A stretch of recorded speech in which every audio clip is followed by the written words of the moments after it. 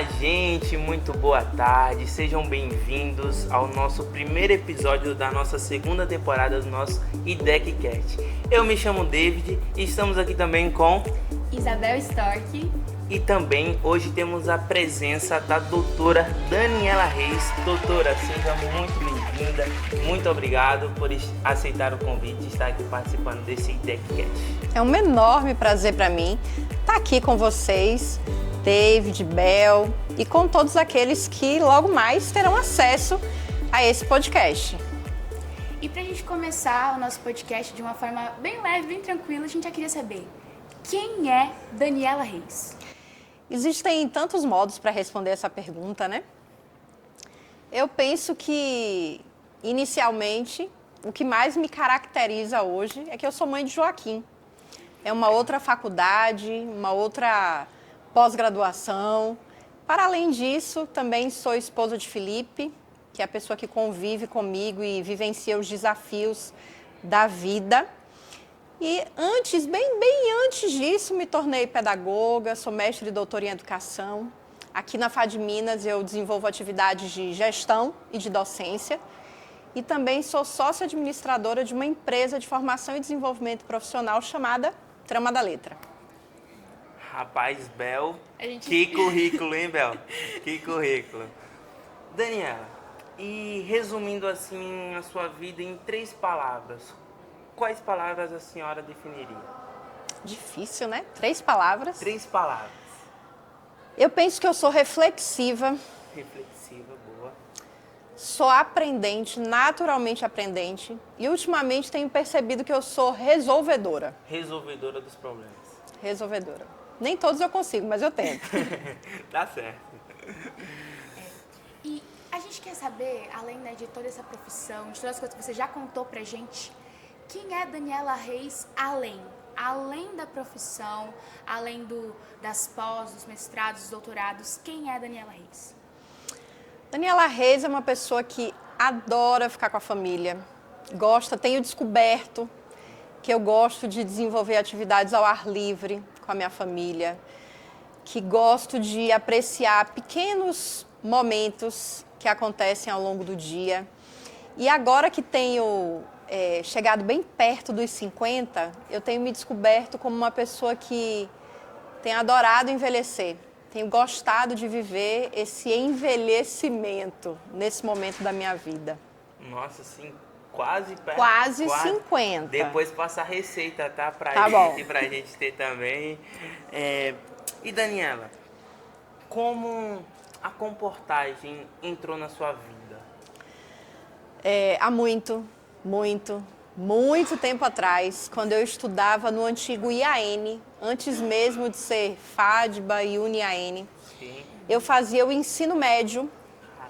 E naquela ocasião, assim como acontece hoje, nós recebemos a visita de vários departamentais de comportagem, vários líderes de comportagem.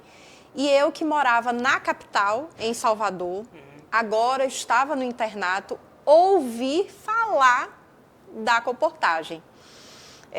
Eu era aluna regular na época, mas eu me senti muito tocada.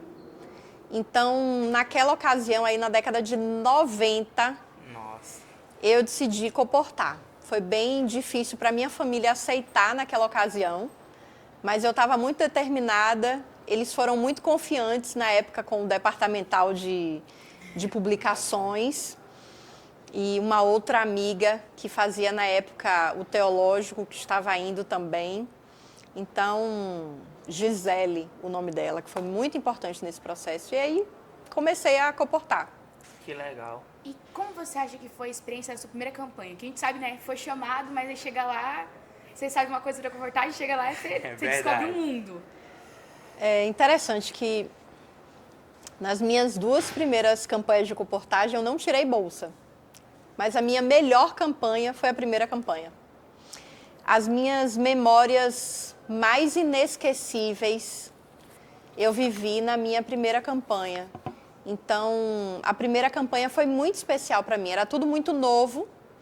Sim. E eu procurava ver se era verdade tudo aquilo que eu ouvia, né? que tem que orar, não pode ir com dinheiro para almoçar, que sempre vai acontecer alguma coisa. Então, eu fui testando, vendo se acontecia tudo que eu tinha ouvido falar. Então, foi uma campanha de descobertas, né? E quando eu fecho os meus olhos, eu me lembro das idosas que conheci, dos casais que conheci. Eu era infinitamente mais magra e menor, fazendo ensino médio ainda, e foi muito marcante. Essa primeira campanha foi muito marcante, muito importante para mim. Que legal, doutora. Algo me chamou muita atenção quando a doutora falou que era regular. Então, a princípio, a doutora não precisava ir comportar, mas mesmo assim foi tocada pela frase ali, ou não sei, do departamental, e foi para a comportagem. E a gente sabe que a comportagem ela é um marco nas nossas vidas, mas nem tudo são flores, nem tudo são flores. E tenho certeza que a doutora também passou por algumas dificuldades, alguns desafios. Como foi um pouco desse desafio, dessa dificuldade que a doutora passou dentro, fora do campo? Como aluna regular, e antes de ir para o internato, eu estava acostumada a um outro tipo de rotina, né? Então, eu estava condicionada para ter um período de férias de verão, depois férias de inverno. Geralmente ficávamos com meus primos, com a família. E foi muito difícil para mim aprender uma nova rotina. Entender que realmente existem outras possibilidades para viver o período de férias. Então, me adaptar a uma nova rotina, que é uma rotina diferente de quando você está em casa, só com a sua família, foi muito desafiador para mim. Além disso, a insegurança. Eu acho que eu nasci controladora. Então, entender que realmente todas as coisas provêm de Deus e que Ele que está no controle de todas as coisas, foi uma experiência muito significativa para mim. E eu penso que, inicialmente, isso me gerou, obviamente, muita insegurança e foi muito difícil para mim entender que eu não ia ter o controle de todas as coisas, né? Acho que seriam duas coisas que eu destacaria, né, em relação às dificuldades. E essas dificuldades, né, como você falou, para se adaptar à rotina, para entender que é Cristo, né, que guia, e confiar, porque a gente tem esse medo de confiar e às vezes nas coisas que a gente não tem certeza. O que você acha que foram os pontos que te ajudaram a continuar e a não desistir nesses primeiros obstáculos? Primeiro, clareza do propósito, do que eu estava fazendo ali. Segundo, as amizades, especialmente essa minha amiga, a Gisele, né? Eu sabia que ela estava ali comigo. Então, ter um suporte, um ponto de apoio, uma pessoa para conversar, para andar do lado da rua e dividir as casas. Eu comportei inicialmente em casa e depois por indicação. Foram duas coisas que me ajudaram muito, muito mesmo. Clareza do propósito, do que eu estava fazendo ali, e as manifestações muito frequentes de que Deus estava diante de nós duas, e a amizade com Gisele. Foram dois aspectos muito importantes. E, doutora, diante de todas as dificuldades, a doutora mencionou alguns aprendizados, mas eu tenho certeza que tem um aprendizado que a comportagem nos ensina e que está na mente da doutora até hoje. Qual seria esse aprendizado que você falaria? David, aconteceu isso que eu aprendi até hoje, eu trago isso na minha vida. Podem ser duas coisas? Pode, fica à vontade. Aqui o ambiente é seu, podcast. Uma primeira que eu acho que é bem de natureza espiritual mesmo. Eu ouvi certa vez que para cada pedido, não sei exatamente como é hoje, mas na época a gente fazia o pedido no talão. Então tinha um talão com um talão carbonado, e aí nós fazíamos o pedido, uma cópia ficava com a pessoa que adquiriu a literatura, sim, outra ficava comigo, nesse caso, e aí na data da entrega dava um recebido. E aí eu ouvi que todos os dias a gente tinha que orar por cada pedido, por cada página do talão. E aí eu ficava observando assim, não via ninguém fazendo isso, eu achava que não era meio que para fazer, né? Mas aí eu comecei a ficar com medo dos meus pedidos caírem, porque eu comecei a ouvir falar muito sobre pedidos que caíam.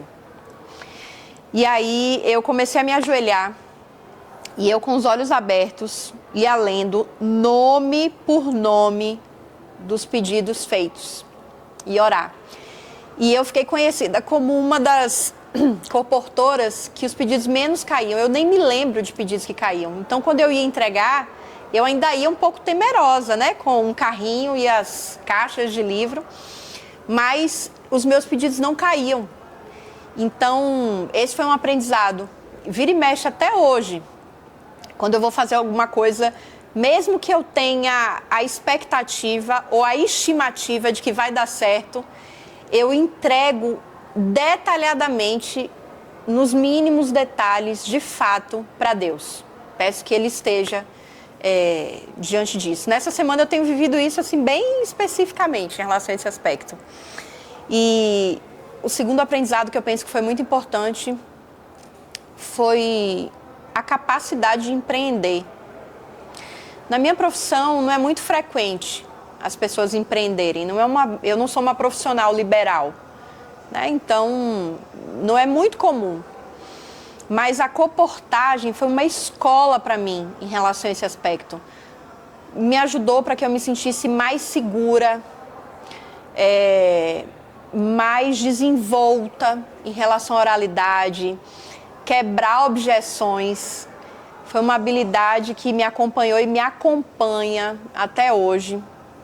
Eu, na empresa, por exemplo, eu não tenho que negociar produtos, mas eu me sinto muito confortável no processo de negociação. Então, essa foi uma habilidade que seguramente eu aprendi na comportagem. Eu acho que é uma das habilidades que forma líderes, né? Porque você falou, você é no comando, mas você sabe fazer todos os mínimos detalhes, se sente confortável nessa área. E aí, posso dar uma sugestão? Pode sim. Eu aproveito para dar uma sugestão, tá? Vira e mexe, eu tenho acesso a muitos alunos que são comportores, né? E aí eu percebo a tentativa dos meus alunos no cotidiano de quebrarem objeções, né? Levam a quebra de objeções da comportagem para todos os aspectos da vida. Eu acho isso muito bacana e eu começo a observá-los ao quebrarem objeções.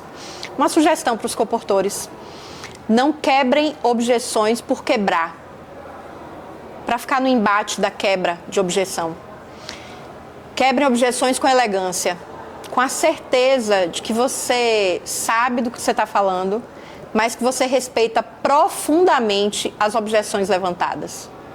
Não porque você tem razão, mas porque você respeita o outro e porque você acredita que você pode apresentar uma possibilidade, mas isso tem que ser feito com elegância.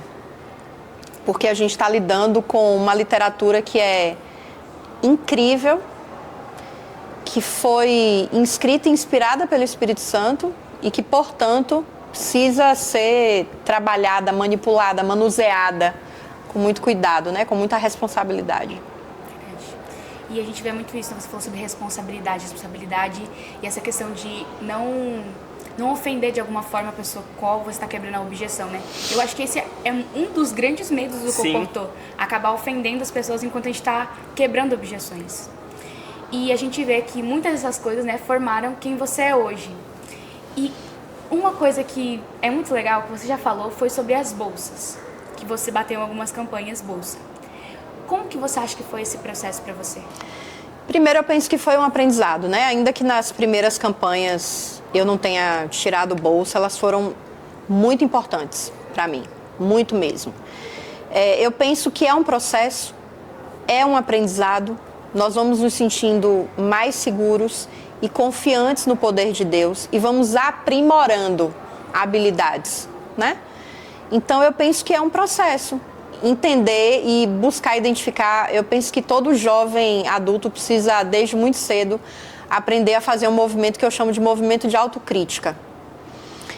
Identificar lacunas do que está se predispondo a realizar. Então, eu estou comportando, acho que estou fazendo tudo certo, é o primeiro erro. Então, o que eu estou fazendo que eu posso potencializar, qualificar e quais são as lacunas que eu manifesto, que eu apresento, para que eu possa trabalhá-las para que eu tenha resultados mais eficientes, né? Então, eu penso que vale entender e ter paciência com o processo. Vale um aspecto que eu não mencionei, que é essencial, ter disciplina. Sim. Né? Então, eu comportando de porta em porta, incansavelmente, de domingo a domingo, eu batia de porta em porta. Então, ter disciplina e fazer esse movimento de autocrítica. Buscar identificar quais são as lacunas ou os empecilhos para chegar na bolsa. Então, seria nunca parar de aprender? Nunca, nunca, jamais, em tempo algum. Nunca, nunca parar de aprender. Tá vendo aí, né, comportou? Disciplina também. Quando bater a preguiça para ficar no celular, nada disso. Estamos aprendendo aqui que, ó, disciplina, constância, tá? Pega a dica aí.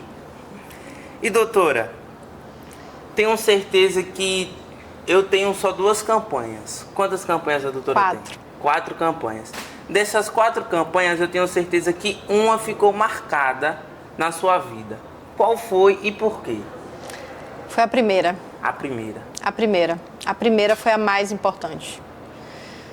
Com absoluta certeza, a primeira foi a mais importante. Eu comportei em Conselheiro Lafayette, uma cidade aqui de Minas Gerais. A mineira. E na época, sempre comportei em Minas.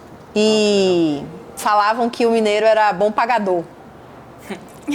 E deve ser mesmo, viu? Porque deu tudo certo. A primeira campanha foi muito especial para mim. Em Conselheiro Lafayette, houve uma enchente no ano que eu fui comportar. A cidade ficou alagada por vários dias. E em tudo, não apenas eu, mas as pessoas da campanha, em tudo notávamos o cuidado de Deus. Foi muito especial, muito especial. Momentos que eu me senti muito vulnerável mesmo, e que eu senti a presença de Deus de um modo absurdo. A minha líder de campanha foi Tânia, hoje ela é coordenadora de campo, se eu não me engano, na União Norte do país. E ela foi muito importante, muito cuidadosa também nesse período. Então, a campanha mais marcante foi essa primeira campanha. Que legal, a primeira também, a minha em específico também foi bem marcante, assim.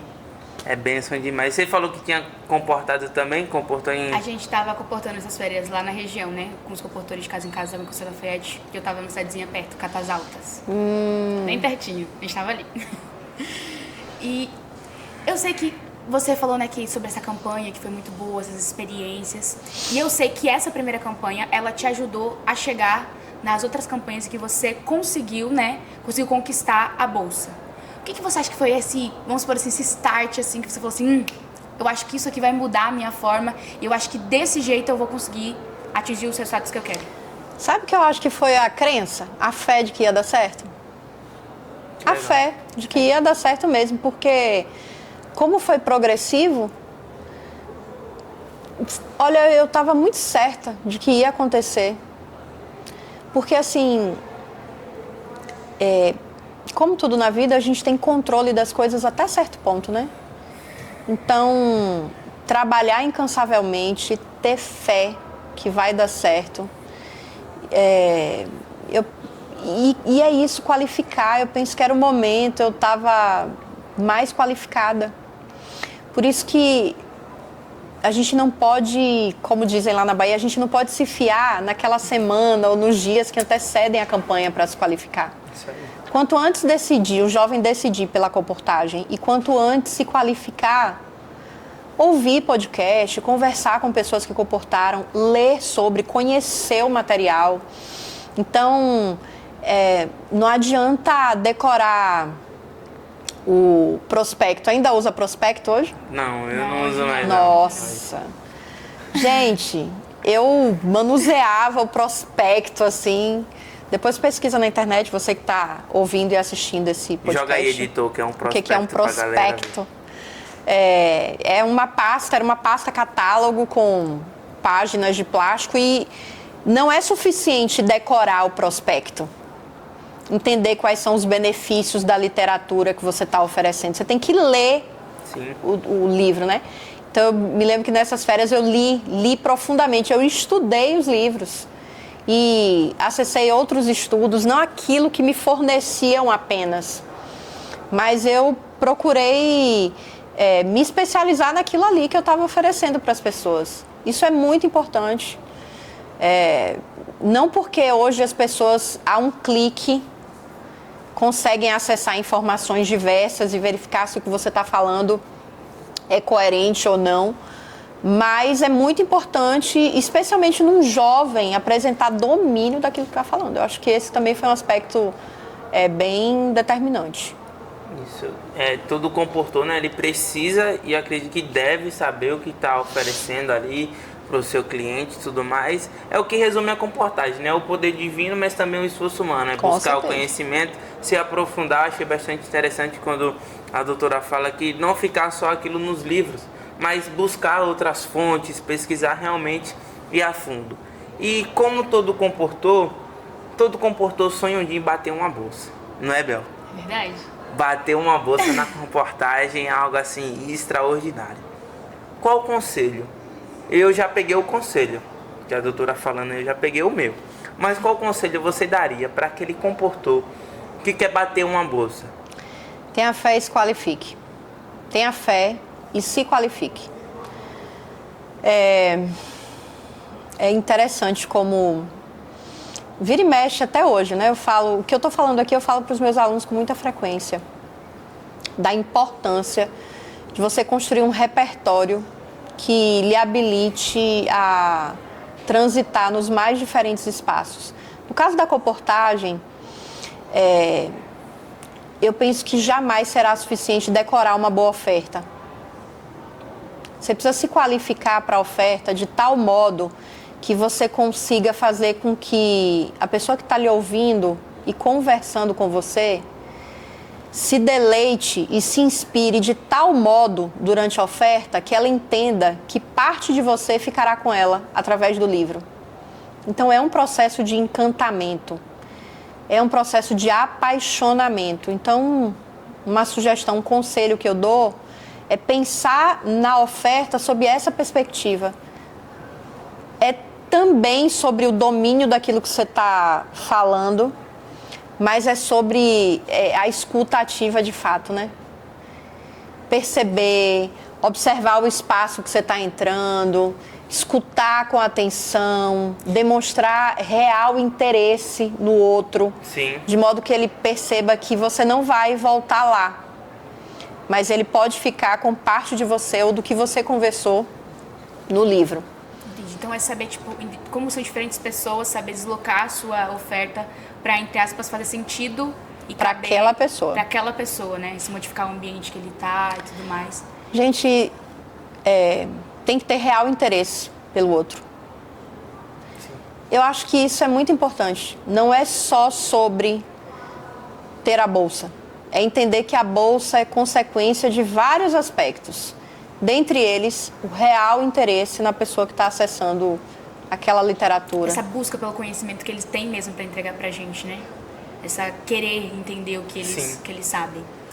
E você falou sobre todos esses aspectos, e você já falou um pouco, mas eu queria saber qual que você acha que foram os maiores benefícios da comportagem, tanto para a sua vida profissional quanto para a sua vida pessoal? Dependência de Deus, certeza de que há uma possibilidade de manutenção íntegra.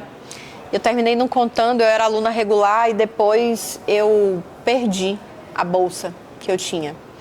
Eu era aluna regular e eu tinha uma bolsa, na época, raríssima.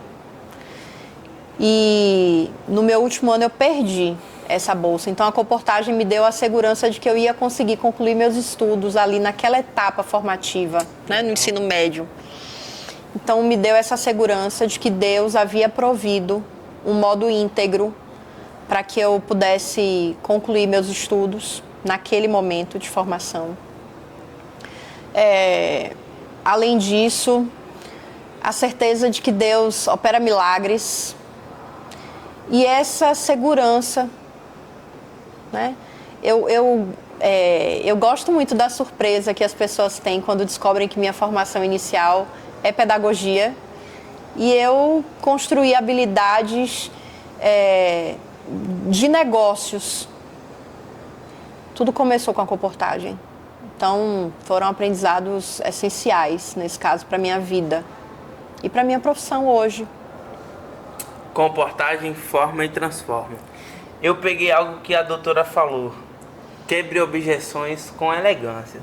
Vamos fazer um testezinho rapidinho? Não acredito. Rapidinho aqui, vamos dizer que esse livro aqui, a doutora vai estar tentando me vender esse livro aqui. Eu vou falar bem assim, é muito caro. Como quebrar essa objeção? Pega a dica, tá, comportador? Não é todo dia não. Com elegância da doutora Daniela Reis. É muito caro esse material que a doutora está oferecendo. Primeiro eu perguntaria por que ele acha que é caro. Pediria que ele me explicasse melhor. Porque caro é uma objeção muito genérica, né? Pode ser caro porque ele não tem o dinheiro para pagar, pode ser caro porque ele não percebeu que é importante, pode ser caro porque ele quer comprar outra coisa, pode ser caro porque ele não percebeu a relevância do material. Então eu perguntaria, por que você acha que é caro? Por que você acha? E aí ele vai me dizer, digamos que ele diga que é caro... Isso aí eu acho na internet.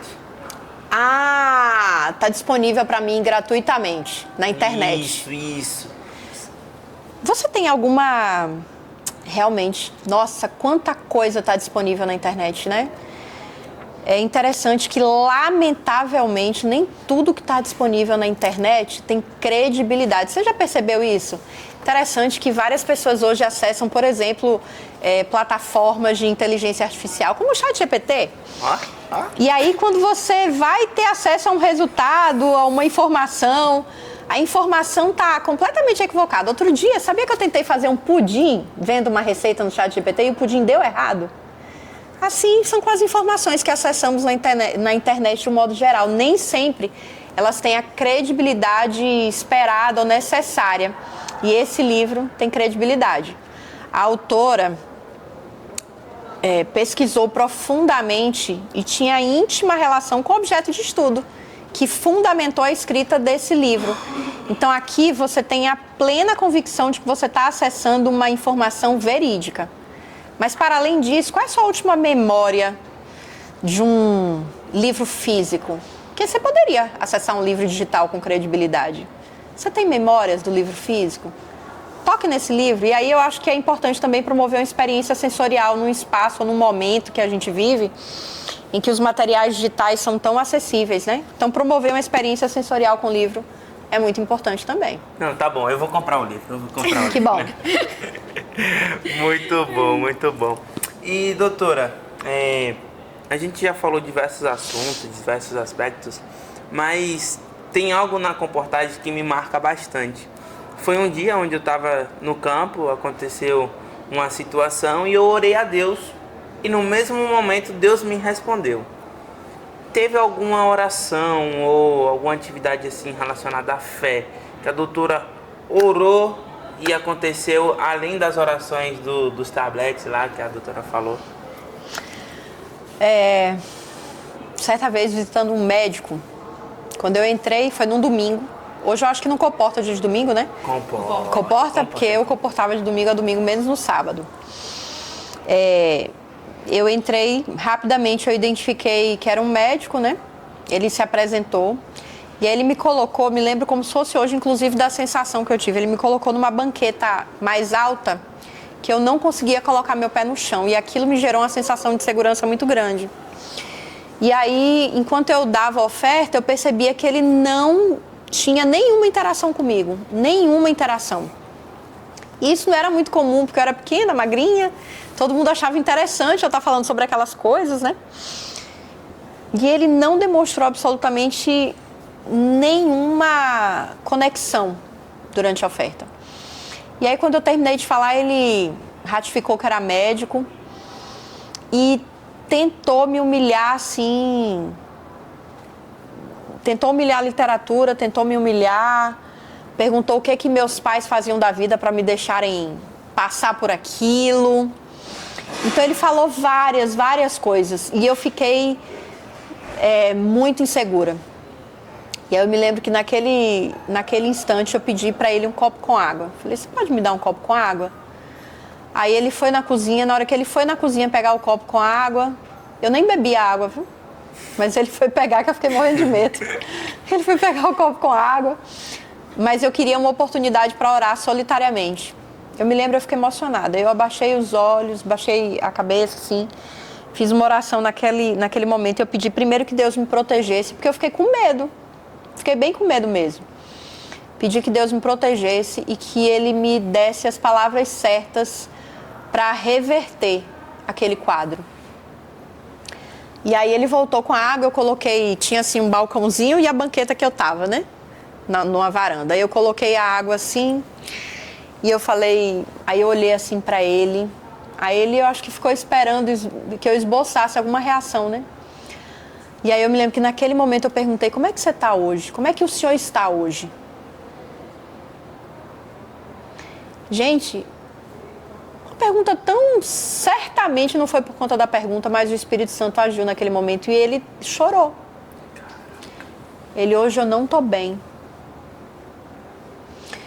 E aí comecei a perguntar por que ele não estava bem, perguntei se eu podia fazer alguma coisa por ele, se eu poderia orar com ele, expliquei por que eu orava, expliquei da minha fé e eu desfoquei da oferta. Me foquei completamente nele, na demanda dele.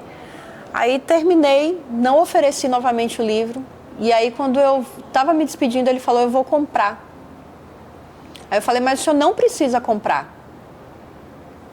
Ele, não, mas eu faço questão de comprar. E aí comprou.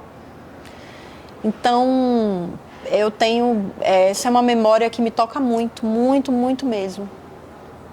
Caraca. Que experiência. E foi tipo o que você falou mesmo antes, né? Sobre você realmente se importar com a pessoa, ela se sentir importante ali, sentir que você realmente quer escutar ela, né? E eu acho que essas experiências acabam marcando demais, demais mesmo a gente. Sim. Isso aconteceu em Juiz de Fora. Péssimo, 5 horas aqui. E como você falou, né? Você já deixou bem claro que isso formou muitas coisas. Você falou que trouxe muitos benefícios para sua vida pessoal, para a vida profissional. E aí vai uma pergunta bem sincera. Você imaginou chegar onde você chegou, tanto na comportagem quanto hoje na sua vida, na posição que você está? Você imaginou, naquela época você imaginava tudo isso? Eu imaginei. Eu imaginei, sim. Eu não imaginei com precisão, assim como hoje, mas eu tinha expectativa. Porque eu sabia onde que eu queria chegar. Interessante, né, essa pergunta? A cada 5 ou 10 anos, agora com a minha família, né, nós estabelecemos um quadro de metas, expectativas, porque as decisões que tomamos impactam no nosso futuro. Não são suficientes para o desenho de um cenário, mas são muito importantes. Então eu não imaginava tudo, mas eu imaginava algumas coisas, sim. Por exemplo, hoje, durante décadas, eu não imaginei que eu estaria com uma criança de 2 anos e meio tomando grande parte do meu tempo e ocupando meus pensamentos. Não era uma expectativa, não era um projeto. Então eu não imaginei, não foi ainda que Joaquim seja uma criança, né, que foi planejada nos últimos momentos, né, porque foi uma fertilização in vitro, mas eu fiquei décadas sem pensar nisso. Mas o mestrado, o doutorado está fazendo o que eu estou fazendo, a bolsa, eu tinha fé de que ia acontecer, imaginava aquilo ali, eu imaginava. Eu não tinha percepção de cada detalhe, de cada desdobramento, mas eu imaginava. É muito importante a gente acreditar que vai acontecer. Imagina só, se a gente não acredita que a gente vai conseguir, né? O comportor, ele tem acesso a tantas informações, então eu acredito que quando ele acessa todas essas informações, ele precisa ter a crença, a fé de que vai acontecer, vai dar certo, né? Realmente. Eu acho que você falando sobre essa coisa de acreditar, a gente entende muito isso na psicologia, né? A psicologia fala muito sobre isso, que a gente fala acaba girando pra gente e tudo mais, a gente realmente influencia.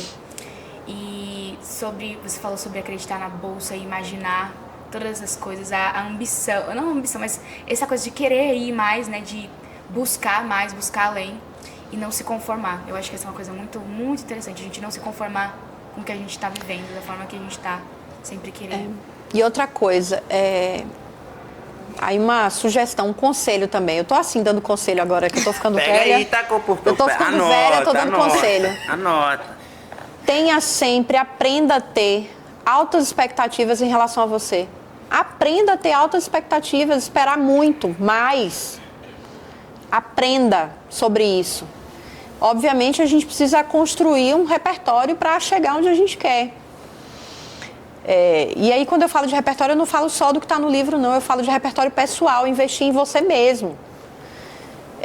Mas você tem que ter altas expectativas em relação ao que você espera, do que você quer. Sim. Acho importante. Isso é muito importante, de fato. Gente, infelizmente estamos chegando ao fim, mas o que é que falta, Bel? Falta algo muito legal, doutora. A gente agora vai fazer um bate-bola. Eu jogo a bola para a doutora joga a bola de volta, só que com uma palavra. Eu vou fazer uma pergunta, a doutora completa com uma palavra, a Bel faz outra. Eu vou começar a frase e você termina. Ah, tá bom. Entendeu? Pode ser? Tá bom. Vamos lá. A comportagem é? Fé. O mais difícil foi? Persistir. Continue. Por quê? Porque no final vai dar tudo certo. Minha bolsa foi? Uma conquista. E no fim, tudo é? Aprendizado. Tudo é aprendizado. Gente, espero que vocês tenham gostado. Esse foi o nosso IDECcast. Doutora, muito obrigado pelas suas palavras, muito obrigado pelos seus conselhos.